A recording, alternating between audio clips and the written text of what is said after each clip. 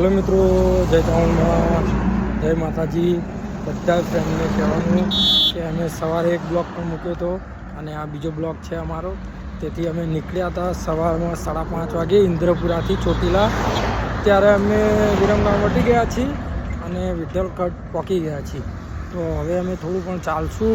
હજુ 6:30 વાગે છે એટલે અમે હજુ થોડું ચાલી આગળ સારો કેમ્પ આવે ત્યાં આગળ થોડો આરામ કરીશું. આરામ કરીને પછી અમે વિચારશું કે અમારી ટીમ પાછળ છે અને બધા કે ચાલુ છે તો અમે ચાલીશું. રાતે થોડો આરામ કરી લઈશું.